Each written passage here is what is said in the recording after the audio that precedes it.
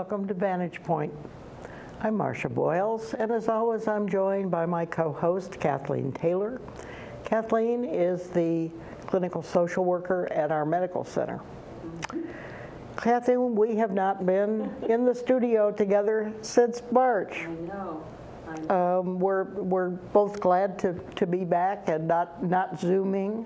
Yeah, I'm glad to have you here in person instead of having to look up at the little screen and Yeah, have a conversation that way. The interaction in a discussion program is a little difficult by Zoom. Yeah. As we certainly discovered. Yeah. It was better than nothing, but we're awfully glad to be back. Yeah, I think we did good though. It was only a little awkward. It was. I mean, primarily because you did most of the work on those programs that we did. We did 5 of them. In the early days of the pandemic. Yeah, exactly. But we haven't been back since. And I also should note that today, or this month, we are beginning our 5th year of Vantage Point, which hardly seems possible. Wow. So now. Today we're going to be talking about our times. Mm-hmm. And why don't you begin? What are your thoughts on this? Oh, well, I think just to think back on when we had our first show in February on change, we had no idea what we were talking about. We were talking about the change at Green Spring primarily. Yeah. All the changes. Yeah, mm-hmm. And just how people react to changes. Mm-hmm. So right after that, the pandemic hit. Mm-hmm. I mean, we had no idea of the extent of the change that we were going to be talking mm-hmm. about. Mm-hmm. So our shows then were focused on talking, I think, ourselves and our residents through their experience as much as possible. Yes, and we saw various phases of reactions to the change. Yeah, we tried to sort of make note of those and I think, just be able to put some meaning and some context to it. Yes. So now this show, you and I talked a lot about because I was worried, I think we were both worried that with the extent of change that our country and the world is experiencing, just talking about everything can be pretty overwhelming and feel kind of, it's like what we say about watching the news too much. You need to turn it off because it's just kind of, makes you uneasy. Mm-hmm. So we definitely didn't want to do a show like that.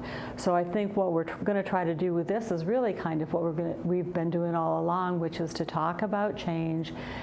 This time in a broader sense of the change out in our world and in our country in particular, and be able to then again provide some context and meaning and perspective for what we're seeing out there right now. Yes, more broadly than just the personal. Yeah, mm-hmm. More broadly for sure. Mm-hmm. What are you seeing?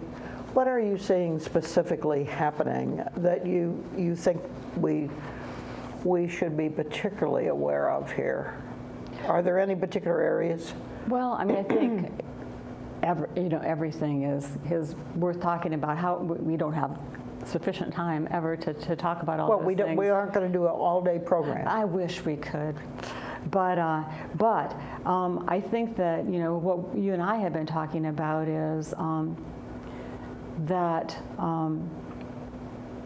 all of the things that have been changing due to the pandemic has really just accelerated the rate of change in all different aspects of our life. It's just all happening all at once. And I think that so many different changes. So many different changes from so many different places.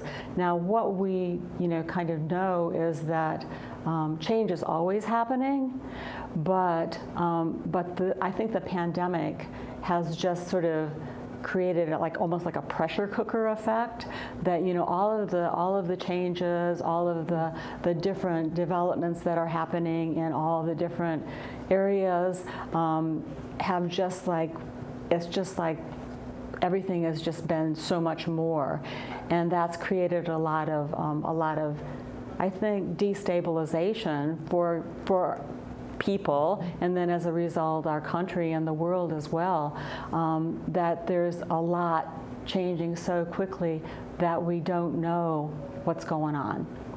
You have described it in the past as a perfect storm of change. Yeah, yeah.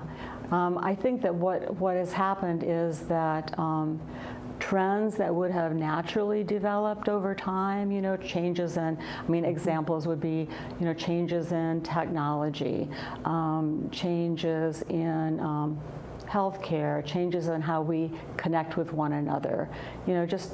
Those are just a few examples. Political changes, economic changes, all of those changes that are happening all the time at their own rate of speed, and sometimes they happen really slowly. And I want to take social change and talk about it in a whole different way, because I think that that's mostly what we're going to be talking about today is the aspects of social change that sometimes the changes happen more quickly, then even out, they happen in spurts. But right now, everything has just almost has had a fire lit under it in terms of the need to react to so many changes. And I think that... do you think partially it's because people under this much pressure are more reactive than they would be normally? Yeah, absolutely. I think that's where you sort of can make the comparison between, society is just people at some level. So, for the people, when humans are reacting to stress, that was like a whole lot of what we talked about in our programs, is that it creates that reactivity. It creates a sense of fear. People don't feel safe anymore. And I don't think that, the whole of the world and the country being just made up of people. I think that that's what's happening, that everybody is getting very reactive and very sensitized to everything. And again, I think it makes people feel pretty unsafe. I think that unsafe and out of control. Out of control, for sure. And I think that the trends that are developing, some have been really helpful. Technology really helped us a ton. Has been, seriously important to how we are adapting to changes during the pandemic, for sure. And changes in healthcare, that have evolved have really been very quickly changing the way that we're reacting. Including all of the work that's been done on vaccines, for example. So there's a lot that's been happening that way. To think about social change in particular, I was thinking about that a lot because so much is happening in that area in our country and all over the world, but again, in our country, specific to our conversation, that I feel like due to what's happening, we've all experienced more a sense of vulnerability, and of our own mortality, that people are dying, and it's just happening so much, we're so conscious of it, that I think that in terms of social change, I think it's really made people aware of the humanity of all of us and of how many people are suffering and how we're all suffering at some level. Well, now, Kathleen, let me stop you and contradict you. From the standpoint that we're also seeing a large population of denial. But that they're the same, different sides of the same coin. All right, explain that. Okay, so just to talk more about what's happening in terms of people being more aware of human suffering. I think that that's where you're seeing the rise of activism and advocacy. You're seeing people that are now becoming involved in social change. Yes. And racial inequalities and gender inequalities and just all of the ways that there is an inequality in our country, and yes, and I think you're right that it's a much broader coalition of activism in terms of racial injustice, for example, than it ever has been. Yeah, absolutely. That's what we're hearing, and I think that the pandemic sort of, I think, ripped the veil off a little bit. The fact that we have so much social and economic disparity, unbalance in our country, and that people, the people that are in that situation don't have access to adequate health care. Housing, is not sufficient, and makes them vulnerable to the pandemic. Yes. Unemployment.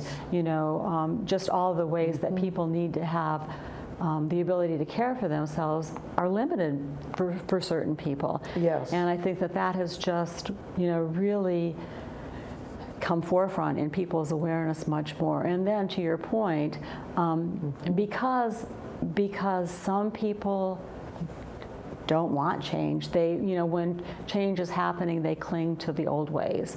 They're frightened by the idea that change is happening. We used to call those folks flat earthers because there were generations of people that insisted that the world was not round. Right, right. And so kind of the whole analogy that I had been making before about the world and just people's reaction is that whole idea that when we're under stress, there's that fight or flight reaction. So, for some people, their activation is coming out in advocacy and activism, whereas with other people, sort of more the fight or, willingness to move forward. For people that are more into to flight, it's kind of falling back into, the comfort of the old ways, that they're going to kind of be the person that puts their head in the sand and just wants to pretend like things aren't happening. Okay, so you're saying it as simply different reactions to exactly the same. 100%. 100%. Okay, good point. Yeah, and so for those people, change is a lot more difficult, and that does then, to carry on with that, create a sense a lot of times of division and polarization in our country that we're seeing as well. So that's sort of some of the things I'm thinking about that are contributing to this perfect storm that we're experiencing right now. One of the things that you and I also talked about was the fact that our generation has seen more change, according to scholars, than any other generation in the history of man. And when you think about the generations here at Green Spring, having been through the Depression and the Dust Bowl and the Second World War, I mean, major events, and then the civil rights, anyway, on and on and on, particularly technology and communication. Yep. I mean, when you think that many people here grew up without even a telephone, I mean, honestly, wow. I know, it's just absolutely astonishing when we think, do you remember when fax first came out? We thought that was just a miracle. You could communicate something, across the country in a matter of minutes. Right. I mean, it was magic. Yeah. And now it seems, so retro.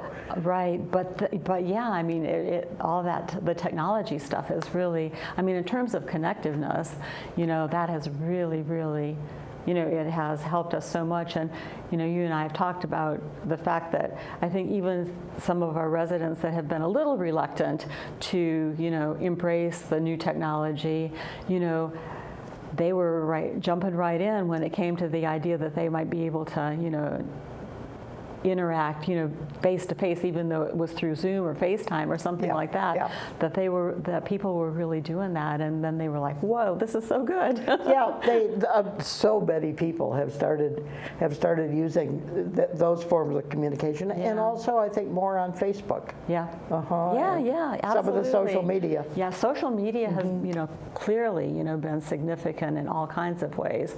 So that's another thing that's really taken off. Yeah. And I think had increased relevancy as well. Yes, absolutely. Now that we're getting back to some level of normalcy in terms of having family and friends coming and things of that sort, I wonder whether people will continue to use those forms of communication. Yeah, I think they will. I mean, I've had people say that, they've done their Friday afternoon happy hour with their family. Right. And it's been even though we're even in the same location, sometimes people can't get off work or get home in time or whatever, that Zoom or the FaceTime or whatever can really help. And then, of course, for families that are off in different areas, it's just, I think it's going to become part of the way that they interact from now on. Mm-hmm. Mm-hmm. Yeah. We also talked a little bit about the fact that that what makes this so absolutely unique in terms of really mankind is the fact that we're having so many changes happening at once. I mean, we look back through history, let's say in America, and there was the Revolutionary War, and the Civil War, and the linear, industrial. Huh? Yeah, well, it sort of proceeded. Yeah, it was linear. That's Yeah. That's a good way of putting it. And there would be one major event per generation, and now we're seeing all these major events. I mean, the climate change, the globalization, the technology, racial justice and injustice, gender justice. I mean, it's just amazing what and the pandemic, of course. Yeah, of course. And you know what, when you say that way, that reminds me that actually this is probably the first time that the whole idea that change is not linear anymore in the world, with all of the different ways that we're being affected. It's more like, I don't know, just change is happening, chaotically. In parallel, and chaotically. I think it's chaotically. I mean, I think it's like there's a whole, my husband's a physicist, so I know about chaos theory. So, it's that whole thing about just change pinging off of each other itself. And I think that that's what we're seeing right now. And that's kind of an accelerant, too, because about the way that atoms work is that they bounce off of each other and create energy and change. I'm like totally going off topic here. But I think that that's the way that that energy is created, is through all of that interaction. And I think we're seeing a lot of that right now. That's a dynamic way of describing it. I like that. Yeah, dynamic's a good word too. But yeah, so I think that that's what we're coping with.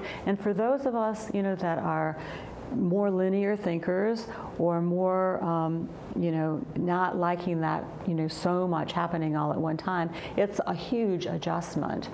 And it's not going to happen easily. Human-wise and country-wise, socially, culturally, all of those ways. It's not going to come easy. Well, what are you seeing? Are we paying a price for it psychologically? Well, sure. Of course. Well, it's stressful. Okay? Yeah. It's stressful. It is stressful. It's destabilizing. It's stressful. We have to learn how to adapt. We need to consider, from a social standpoint, we're being asked to look at ourselves, in a whole different way, in terms of our values, in terms of how the country has evolved, and how, it's evolved unequally in some ways. How do we have to look at all of that and try to figure out what it means to us right now, and how we're going. What changes are going to be required? Well, I think what changes we're going to make.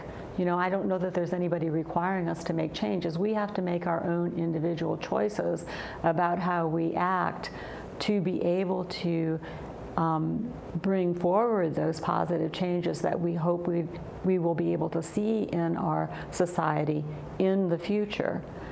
I'm coming at it from a particular angle for sure. But I think that, a lot of times during the day we haven't thought about that historically. There have been those times in history where we have had the need to consider those things brought to us in a strong way. The civil rights era, for sure.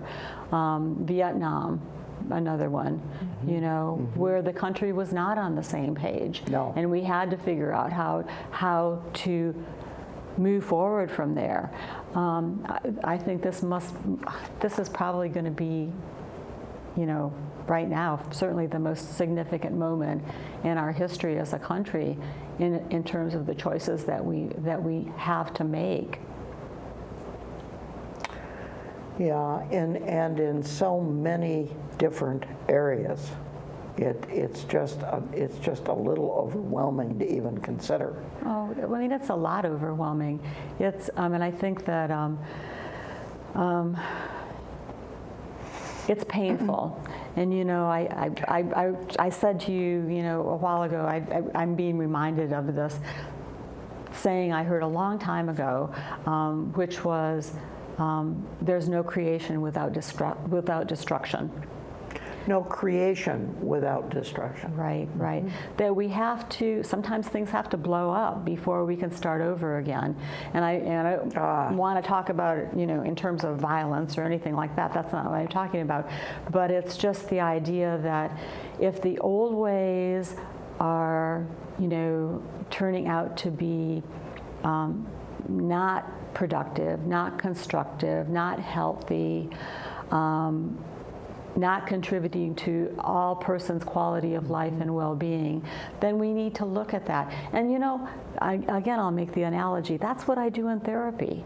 When people come to me and they're in distress because the ways that they have been living their life are not working for them. They realize that they're in distress. But they don't know how to move forward.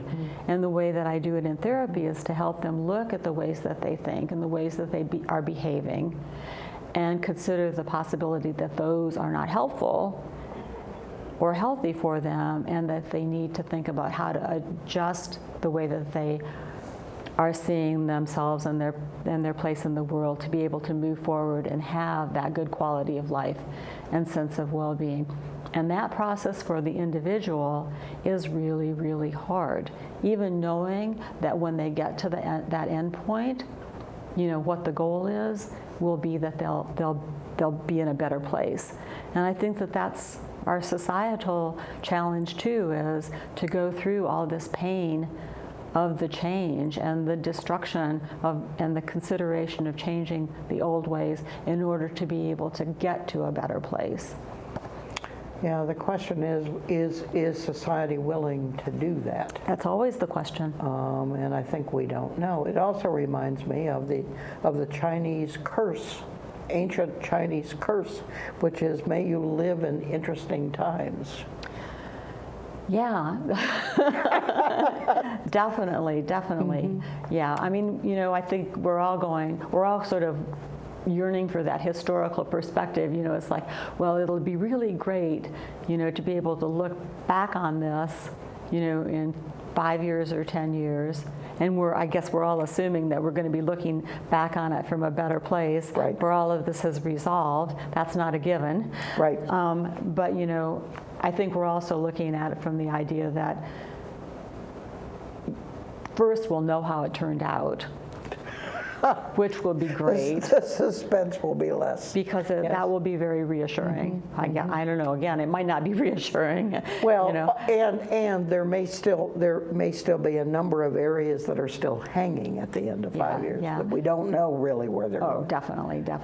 Or 10 or whatever. But at least maybe we'll know the direction that we've gone in at this point. Because right now I don't think we we don't know which direction we're going in. No.